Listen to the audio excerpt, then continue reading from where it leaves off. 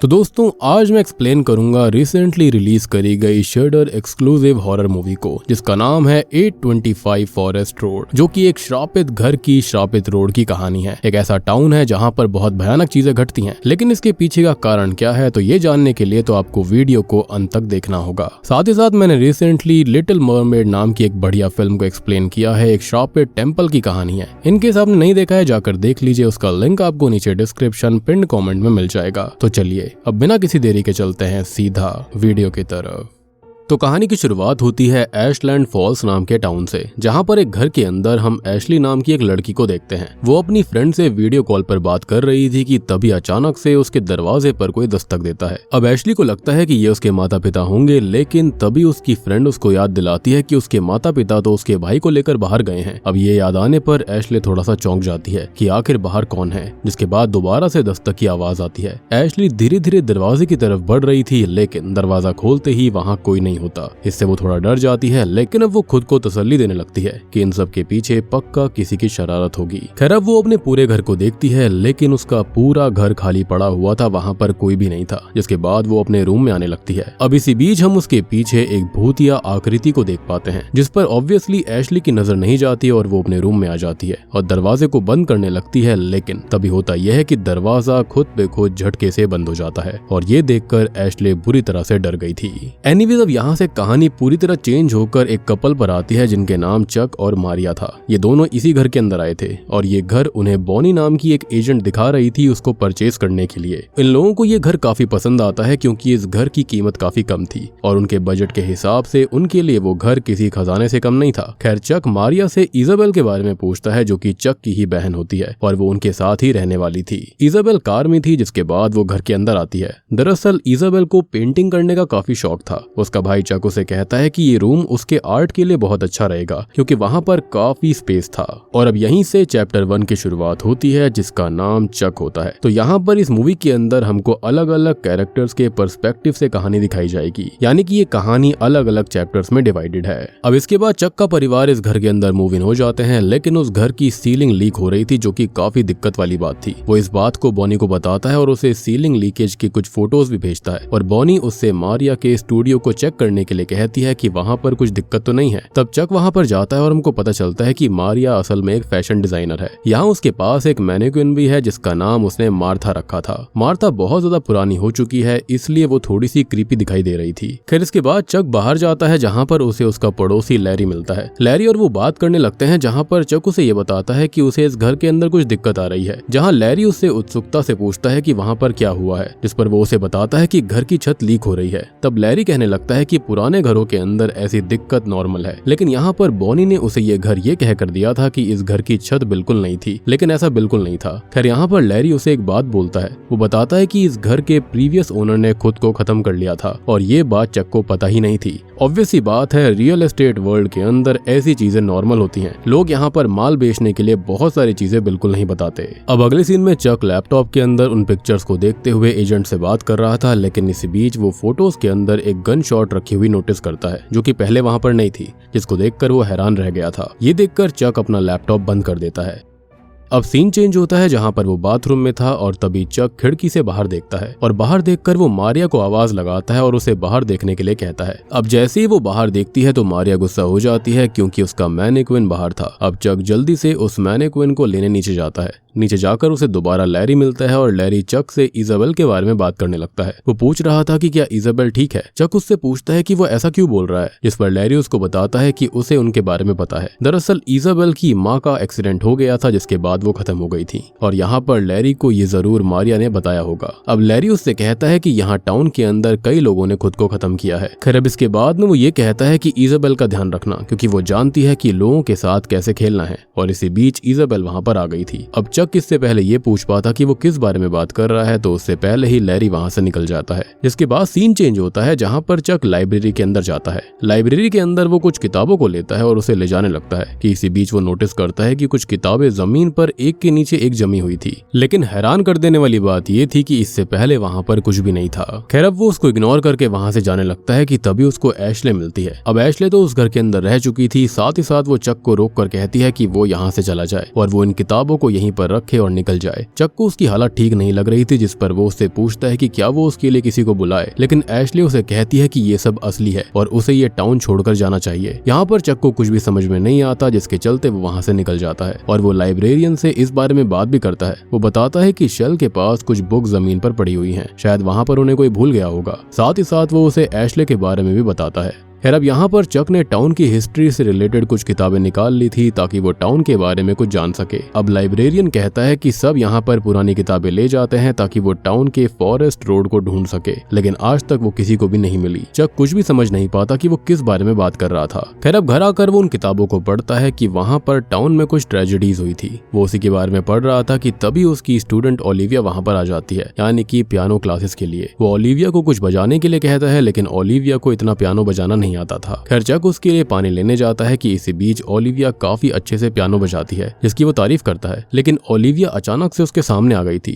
दरअसल वो piano Olivia नहीं बजा रही थी, तो फिर कौन बजा रहा था? ओलिविया कहती है कि उसके पियानो पर एक लेडी बैठी हुई है, लेकिन चक के देखने पर वहाँ कोई नहीं था। जिसके बाद ओलिविया वहाँ से जाने लगती है। वो कहती है कि उसने उस लेडी का चेहरा नहीं देखा और वो देखना भी नहीं चाहती, यानी कि यहाँ पर उसे कुछ सुपर नेचुरल चीज महसूस हुई। खैर, अब ओलिविया यहाँ से निकल जाती है, जिसके बाद में चक लैरी के पास जाता है, जो कि अपने ग्रुप के साथ बैठकर काउंसलिंग कर रहा था। चक भी वहां पर बैठ जाता है और लैरी उससे पूछता है कि उसने क्या देखा, लेकिन चक को इस बारे में कुछ नहीं पता था। वो कहता है कि असल में मारिया टाउन से बाहर गई है, जिसके चलते वो यहाँ पर उससे मिलने आ गया। खैर, वो लोग अपनी कॉन्वर्सेशन जारी रखते हैं, उसको भी शामिल करते हैं। ये लोग असल में टाउन के बारे में बात कर रहे थे कि वो चीजें दोबारा घटित हो रही हैं, जैसे कि वो किताबें लाइब्रेरी के अंदर जमा रहती हैं। साथ ही साथ वो यहाँ एशली के बारे में भी बात करते हैं, जिससे हमको पता चलता है कि इस टाउन के अंदर कुछ तो सिनिस्टर है, लेकिन इस बारे में चक कुछ नहीं जानता। वो सभी बात कर रहे थे कि कोई ना कोई किसी तरह से उससे अफेक्टेड है और ये सब 1980 से शुरू हुआ था। खैर, यहाँ पर लैरी सबको चक से इंट्रोड्यूस भी करवाता है। यहाँ पर वो सभी उससे बात करने लगते हैं और बताते हैं कि वो इस मीटिंग के अंदर क्यों इकट्ठा हुए हैं। दरअसल सभी इस टाउन के अंदर किसी न किसी तरह से इस चीज से इफेक्टेड थे, जो कि यहाँ पर हो रहा था। अब असल में कभी कोई अपने सबसे करीबी को खो दिया करता, कभी कोई खुद को ही खत्म कर लेता,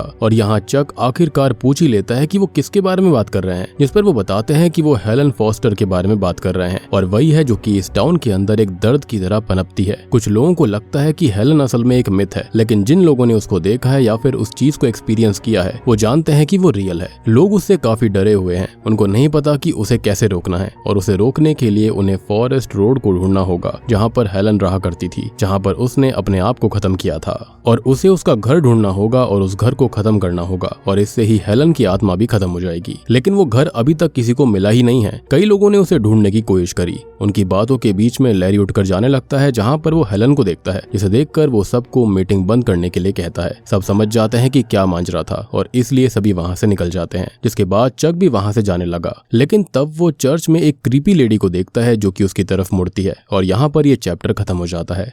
जिसके बाद अगला चैप्टर शुरू होता है, और इस चैप्टर का नाम होता है इजाबेल। खैर, ये चैप्टर शुरू होता है जहाँ पर हमें इजाबेल के पॉइंट ऑफ व्यू से सब कुछ दिखाया जाएगा। अब जब बॉनी ने उनको घर दिखाया था, तो इजाबेल अपने रूम में जाती है। हमको पता चलता है कि इजाबेल काफी ज्यादा अपनी माँ को मिस करती है। दरअसल उनकी माँ जब कार हादसे के अंदर खत्म हो गई थी, तब कार वही ड्राइव कर रही थी, और इजाबेल के स्ट्रेस की वजह से उसका एक थेरेपिस्ट भी था, और वो इस हादसे का जिम्मेदार खुद को ही माना करती। खैर, अब सीन चेंज होता है जहाँ पर वो अकेली बैठकर कुछ बातें कर रही थी। तब उसके पास उसका भाई चक आता है, जो कि उससे पूछता है कि वो किससे बात कर रही है, और तब जाकर वो ये बताती है कि असल में उसके थेरेपिस्ट ने उसे अपने अंदर की बातों को रिकॉर्ड करने के लिए बोला था, ताकि इससे उसको रिलीफ मिले, और वो वही कर रही थी। चक उससे बात करता है। वो पूछता है कि क्या उसे ट्रीटमेंट से आराम मिल रहा है, जिस पर वो उसको ये कहती है कि उसे उसकी फिक्र क्यों है, और तब वो उसको बताता है कि ऐसा इसलिए क्योंकि वो उसका भाई है और वो उसकी फिक्र करता है। तभी इजाबेल की कुछ ड्राइंग्स वहाँ पर पड़ी हुई थी, जो कि उसने तब बनाई थी जब उसका भाई उसे छोड़कर चला गया था। तो यहाँ पर अब हमको एक बात और पता चलती है कि जो इजाबेल का भाई था, वो उसकी माँ और उसे छोड़कर चला गया था, यानी कि अपनी जॉब के लिए। और यही बात है कि इजाबेल और उसके भाई के बीच में ज्यादा बनती नहीं थी, हालांकि वो उससे प्यार जरूर करता था।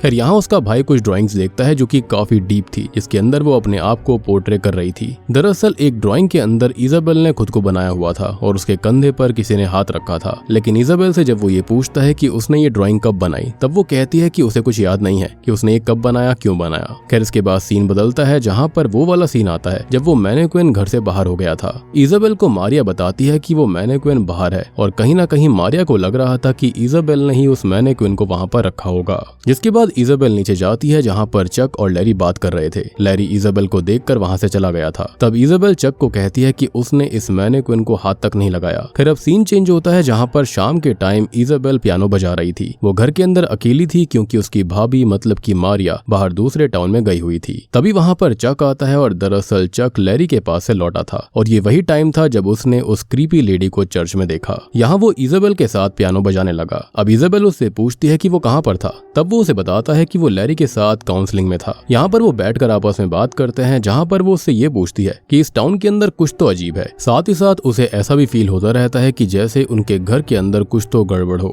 खैर अब वो बताती है कि उसके स्कूल में एक लड़की थी जिसका नाम एशली था और ये एशली वही लड़की है यानी कि वो शुरुआत वाली। वो बताती है कि आखिरी रात एशली ने अपने आप को खत्म कर लिया और वो ये भी बताती है कि उसकी क्लास के अंदर एक लड़का है जिसका नाम लूक है और वो बताता है कि इस टाउन के अंदर कुछ ना कुछ तो है जो कि इंसानों को किसी तरह से कुछ ना कुछ इफेक्ट करता है और क्या उसने कभी ऐसा कुछ एक्सपीरियंस या फिर ऐसा कुछ सुना है। तब चक उसे मना कर देता है, हालांकि उसने इस बारे में सुना जरूर था। अब यहाँ पर चक पूछता है कि क्या उसे कभी खुद को खत्म करने वाले विचार आते हैं। वो कहती है कि हाँ, उसके दिल में रोज ऐसा कुछ ना कुछ आता रहता है अपनी माँ को लेकर। जिस पर चक कहने लगता है कि क्या उसके थेरेपिस्ट ने उसको कुछ दवाई लेने के लिए कहा है। जिस पर वो अपने भाई को कहती है कि उसे ऐसा क्यों लगता है कि दवाइयाँ उसकी हेल्प कर सकती हैं। तब चक बोलता है कि कोई बात नहीं, वो अपनी थेरेपी लेती रहे। यहाँ पर वो बताता है कि जो कुछ हुआ वो असल में एक हादसा था और उसके अंदर उसकी कोई भी गलती नहीं है, तो वो खुद को दोष देना बंद कर दे और ये बस एक रैंडम ट्रेजेडी थी जो कि किसी न किसी के साथ होती रहती है और इस बार ये उनके साथ हुई। ये सुनकर वो उसे ये कहती है कि उनके साथ नहीं, ये सिर्फ इजाबेल के साथ हुआ था क्योंकि वही थी जो कि अपनी माँ के साथ थी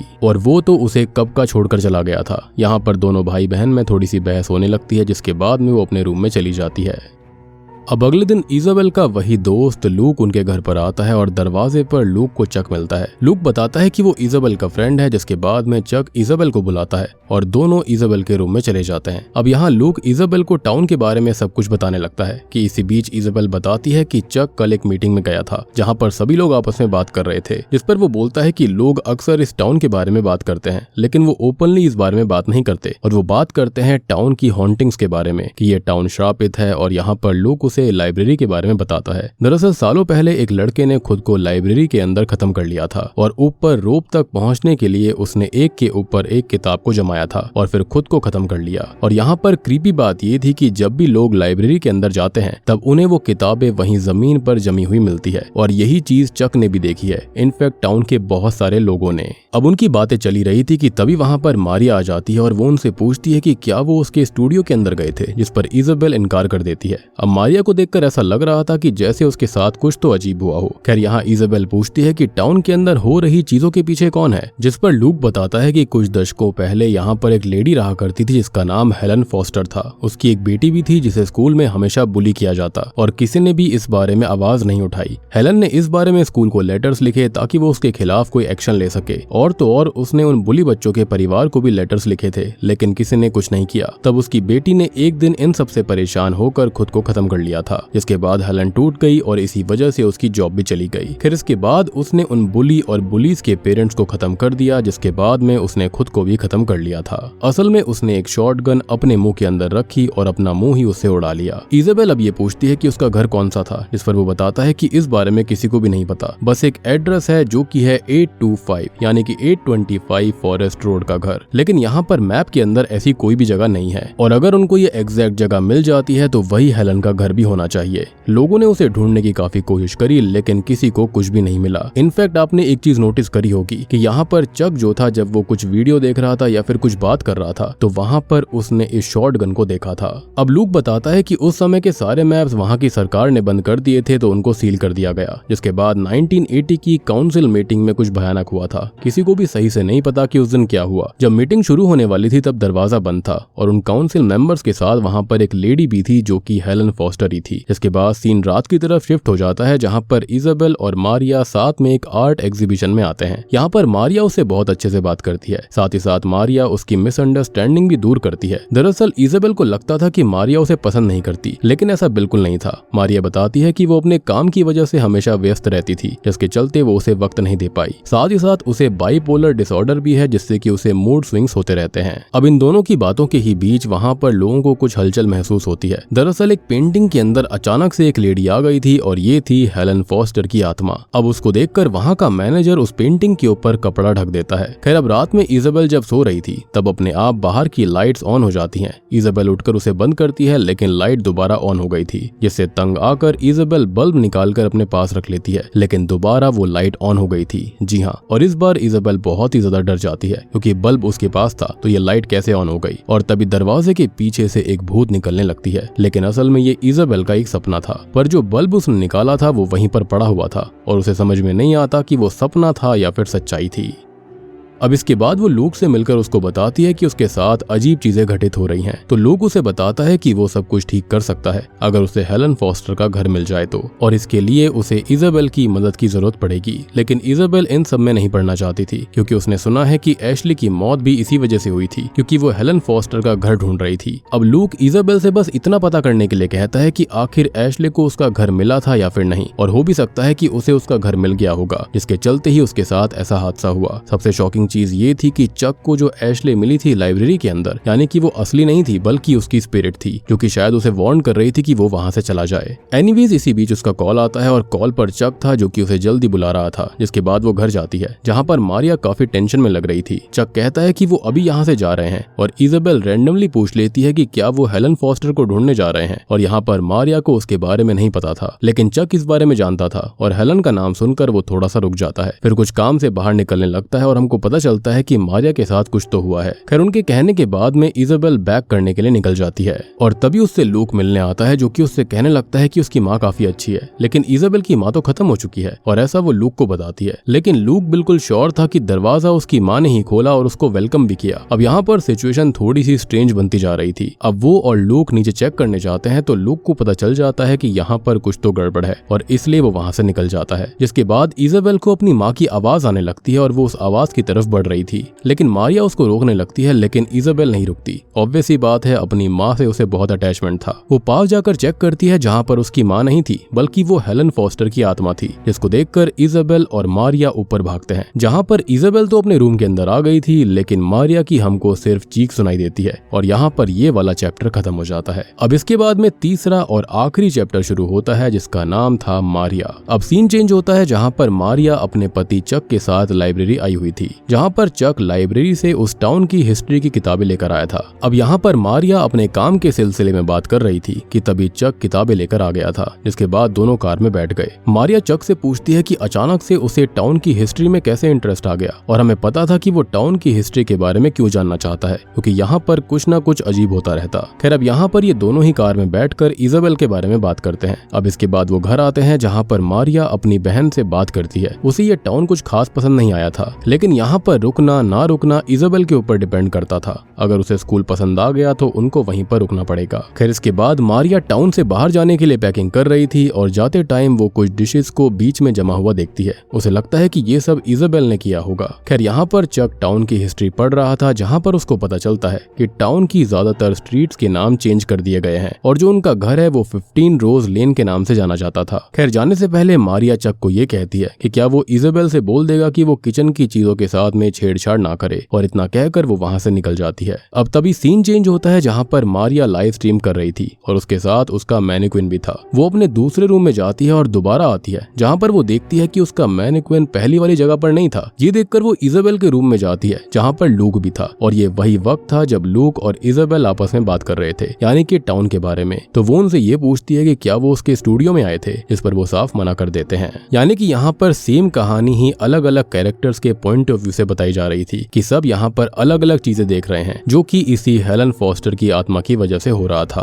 अब यहाँ से सीन आगे बढ़ता है जहाँ पर एक दिन लाइव स्ट्रीम करने पर वो मैनिक्विन उसे हिलता हुआ दिखाई देता है, लेकिन मारिया इस पर ध्यान नहीं देती, जिसके बाद वो उठकर दूसरे रूम में जाती है। अब मारिया को दूसरे रूम से आवाज आती है जहाँ पर जब वो दरवाजा खोलकर देखती है तो उसका मैनिक्विन खुद पे खुद हिल रहा था। ये सब देखकर वो काफी डर जाती है, जिसके बाद चक और मारिया उस मैनिक्विन को जला देते हैं, जिसके बाद वो दोनों बहस करने लगते हैं और मारिया को यहाँ पर और नहीं रुकना था। और ये वही सीन था जहाँ पर वो दोनों फैसला कर लेते हैं कि यहाँ से निकलना होगा और कुछ दिनों के लिए वो कैंपस हाउस जाएंगे। जिसके बाद इजाबेल आती है और चक उसे पैकिंग करने के लिए बोलता है। अब सीन बदलता है जहाँ पर इजाबेल लूक के साथ थी कि इसी बीच मारिया किचन में जाती है जहाँ पर उसे दोबारा डिशेस जमी हुई मिलती हैं। उसे एक कागज भी मिलता है जिस पर हेलो मारिया लिखा था। ये देखकर वो काफी डर गई थी कि तभी वो डिशेस अपने आप गिर जाती है, जिससे डर कर मारिया छिप गई थी। तभी ऊपर से हम इजाबेल को आता हुआ देखते हैं जो कि अपनी माँ की आवाज को सुनकर आई थी और लूक तब तक वहाँ से चला गया था। जिसके बाद इजाबेल अपनी माँ की आवाज सुनकर आगे बढ़ती है और तब मारिया उसे रोकने की कोशिश करती है, लेकिन वो नहीं रुकती। पर उसे जल्दी एहसास हो जाता है कि वो उसकी माँ नहीं है। जिसके बाद वो और मारिया ऊपर भागते हैं जहाँ पर इजाबेल अपने रूम में चली जाती है, लेकिन हम नोटिस कर पाते हैं कि मारिया तो बाहर ही थी और मारिया अब दूसरे रूम के अंदर चली जाती है जहाँ पर हेलन फॉस्टर आ गई थी। यानी कि यहाँ पर जो भी इल्यूजन हो रहा था वो कोई और नहीं बल्कि हेलन फॉस्टर की आत्मा कर रही थी, जिसके बाद वो उस पर हमला कर देती है। खैर अब थोड़ी देर के बाद में मारिया इजाबेल के पास में आती है और उसे गले लगाती है, लेकिन यहाँ पर मारिया का चेहरा पूरी तरह से बदल चुका था। उसकी नाक से खून निकल रहा था, साथ ही साथ उसे देखकर ऐसा लगता है जैसे कि वो कई दिनों से सोई ना हो। अब वो उसका चेहरा उसे कांच में दिखाती है, जिसके बाद सीन चेंज हो जाता है जहाँ पर मारिया बीमार थी और इसी बीच उनके घर पर लूक आता है। लूक को पुराना टाउन का मैप मिल चुका था, मतलब कि उन्हें फॉस्टर का घर मिल सकता है। अब वो उनको वो मैप दिखाता है जिसके अंदर जंगल था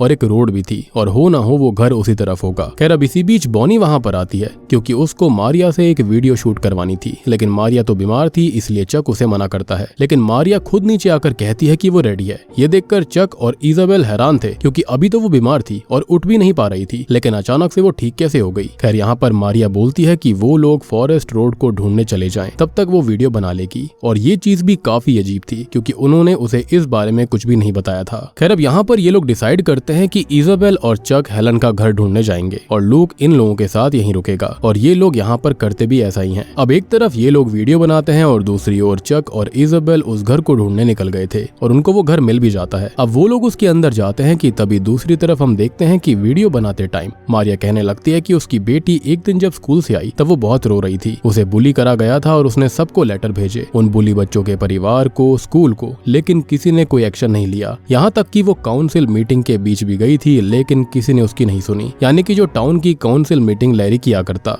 और यही सारी बातें तो लूक ने बताई थी कि काउंसलिंग के टाइम पर सारे आदमियों के बीच एक लेडी थी और वो लेडी कोई और नहीं बल्कि हेलन ही थी। खैर वो वहाँ पर न्याय मांगने गई थी लेकिन उसे कुछ भी नहीं मिला। खैर अब जस्टिस ना मिलने पर उसकी बेटी ने बाथरूम के अंदर खुद को खत्म कर लिया था। और अब यहाँ पर हमको पता चलता है कि मारिया की बॉडी के अंदर असल में हेलन की आत्मा थी और ये बात लूक को पता चल जाती है। दूसरी ओर घर के अंदर से अब चक को एक लेटर मिलता है जो कि हेलन ने बुली बच्चों के परिवार को लिखा था और यहाँ पर उसको एहसास हो जाता है कि वो घर हेलन का नहीं है बल्कि उन बुली बच्चों के परिवार का है जिन्हें हेलन ने मार दिया। और इस शॉकिंग बात को जानकर वो इजाबेल को वहाँ से निकलने के लिए बोलता है। और अगर ये हेलन का घर नहीं था तो हेलन का घर है कहाँ पर? तो दोस्तों चक का घर ही असल में हेलन का घर है। जी हाँ, और ये बात चक को पता चल गई थी इसलिए वो इजाबेल को जल्दी से आवाज लगाने लगा और यही रीजन था कि इस घर के अंदर हमेशा ये हॉन्टिंग हुआ करती। साथ ही साथ हेलन फॉस्टर की आत्मा उस घर के अंदर इसलिए ही बार बार आया करती थी। खैर अभी मारिया के घर पर यानी कि हेलन फॉस्टर के घर पर लूक मारिया से पूछता है कि उसकी बेटी का नाम क्या था, जिस पर हेलन फॉस्टर की आत्मा बताती है कि उसका नाम मैरी था। यानी कि सच में उसके अंदर हेलन फॉस्टर की आत्मा थी। और अब यहाँ पर हेलन सबके ऊपर हमला कर देती है और सभी भागने की कोशिश करते हैं लेकिन कोई भी नहीं बचता।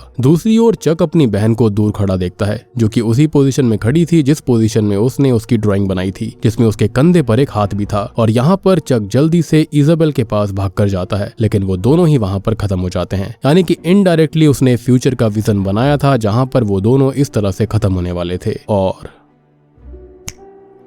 बूम, इसी के साथ में ये मूवी यहीं पर खत्म हो जाती है। तो दोस्तों ये थी 825 फॉरेस्ट रोड की कहानी। तो इस मूवी के अंदर हमको एक कर्स टाउन दिखाया गया है जहाँ पर हेलन फॉस्टर की आत्मा थी, यानी कि उसकी स्पिरिट का श्राप था। और हेलन की कहानी तो मैंने आपको स्टोरी में बता ही दी है कि उसकी बेटी मैरी के साथ में गलत हुआ था, जिसके चलते उसने खुद को खत्म कर लिया। और यहाँ पर टाउन वालों ने, स्कूल वालों ने, किसी ने भी उसकी बात नहीं सुनी थी, जिसके चलते उसने खुद को भी खत्म कर लिया। लेकिन इसके बदले में उसने पूरे टाउन को ही श्राप लगा दिया था। अब बात करते हैं कि यहाँ पर जो लोग थे वो इस टाउन के अंदर आकर खुद को ही खत्म क्यों कर लिया करते, साथ ही साथ उनको इल्यूजन क्यों हुआ करता था। तो देखो यही तो हेलन फॉस्टर का श्राप था लोगों के ऊपर। और जो कोई भी लोग इस फॉरेस्ट रोड को या फिर इस घर को ढूंढने की कोशिश करते थे तो यहाँ पर हेलन फॉस्टर की आत्मा उनको पजस करके खत्म करवा देती। और बात करें कि अगर हेलन फॉस्टर की स्पिरिट चक के घर पर थी तो चक और इजाबेल को किसने मारा था? तो दोस्तों वो उन्हीं लोगों की आत्मा थी जिन्हें हेलन ने मारा। तो सबसे बड़ी बात कि यहाँ पर जो लोग भी खत्म हुआ करते थे उनकी आत्मा वहीं पर फंस जाया करती थी, जैसे कि एशली की आत्मा वहां फंसी हुई थी। अब उन लोगों को शायद से ऐसा लगा होगा कि वो हेलन फॉस्टर है या फिर कुछ भी ऐसा हो सकता है, जिसके चलते उन लोगों की आत्मा ने इन दोनों को मार डाला। मतलब कि हेलन जिसको भी खत्म करती है उसकी आत्मा वहीं पर कैद होकर रह जाती है। और यहाँ पर हम लाइब्रेरी वाला एग्जाम्पल भी ले सकते हैं कि वहां पर एक लड़के ने खुद को खत्म किया था, जिसके बाद में वहां पर हमेशा सेम चीज लूप में चलती रहती, यानी कि जो जैसे खत्म होता था वो वैसे ही लूप में फंसकर रह जाता। कुल मिलाकर हेलन ऐसा इसलिए कर रही थी ताकि वो टाउन के लोगों से अपना बदला ले सके। अब यहाँ पर आप लोग ये मत पूछना कि इन लोगों की आखिर गलती क्या थी, ये तो बाहर से आए थे, तो इनकी सबसे बड़ी गलती इस टाउन के अंदर आना ही था। और आपको एक बात और समझ में आई होगी कि हेलन फॉस्टर की जो आत्मा है वो अलग अलग इंसानों को अलग अलग चीजें दिखाया करती थी, जैसे कि यहाँ चक के साथ था, इजाबेल के साथ था या फिर मारिया के साथ में था। साथ ही साथ लैरी ने ये बात भी कही थी कि वो ध्यान रखे क्योंकि वो सबके साथ खेलती है, यानी कि यहाँ पर वो किसी और की नहीं बल्कि हेलन फॉस्टर की आत्मा की ही बात कर रहा था। अब देखो यहाँ पर सभी लोग जानते हैं कि इस टाउन के अंदर क्या होता है, लेकिन कोई भी इससे बाहर निकल नहीं सकता। इस श्राप को कोई भी तोड़ नहीं पा रहा था। तो उम्मीद करता हूँ कि आपको ये श्रापित रोड के घर की कहानी पसंद आई होगी। पसंद आई है तो वीडियो को लाइक कर दीजिए। इन केस आपने अभी तक एक मरमेड हॉरर फिल्म नहीं देखी है, बहुत ही बढ़िया है, तो जल्दी से जाकर देख लीजिए। उसका लिंक आपको नीचे डिस्क्रिप्शन, पिन कमेंट दोनों में मिल जाएगा। तो मैं आप सबको मिलता हूँ अगली वीडियो के साथ में, तब तक के लिए